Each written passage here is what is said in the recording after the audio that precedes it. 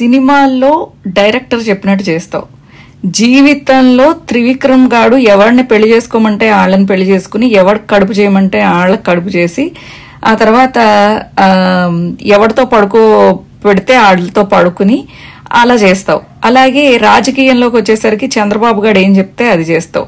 రేపొద్దున ఎంపీగా పార్టిసిపేట్ చేయాలంటే అమిత్ షానో లేకపోతే ఇంకొకళ్ళో చెప్పింది చేస్తాను అని అంటావు. పోని నిన్ను నమ్ముకున్న ఆ రాయపాటి అరుణకు గాని, లేకపోతే ఆ లాయర్ రజనీకి గాని, లేకపోతే నీ కోసం పనిచేసిన ఎమ్మెల్యే క్యాండిడేట్స్ గా జనసేనలో నిలదొక్కుందాం అనుకున్న వాళ్ళకి గాని నువ్వు న్యాయం చేయవు. ఎంతసేపు నీ ప్యాకేజు నువ్వు తప్ప ఏ రోజైనా కనీసం నీ దగ్గర ఉన్న ఆ నాగబాబుకి గాని లేకపోతే ఎవ్వరికి న్యాయం చేయవు. ఆ నాదెండ్లగాడి చేతిలో నువ్వు ఒక బలిపాసువు అవుతున్నావు. అండ్ ఆల్సో చంద్రబాబు నాయుడు నిన్ను గెలవనివ్వడు, గుర్తుపెట్టుకో.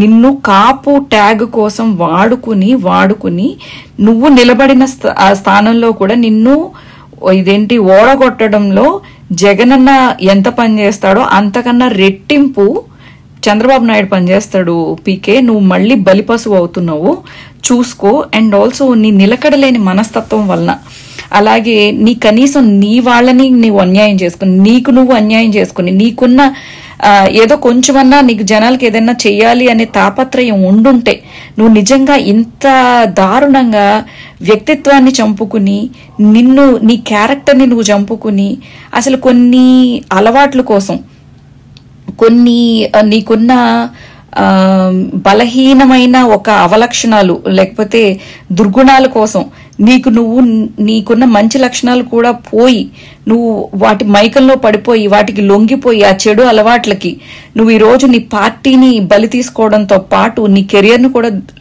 బలి తీసుకుంటున్నావు. దీంట్లో నీ టైం పోయింది, నీ అందం పోయింది.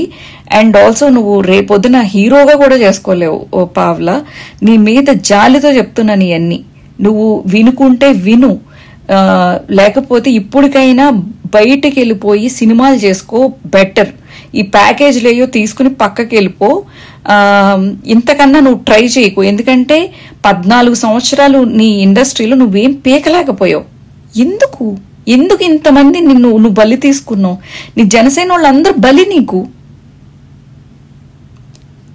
Shame on you.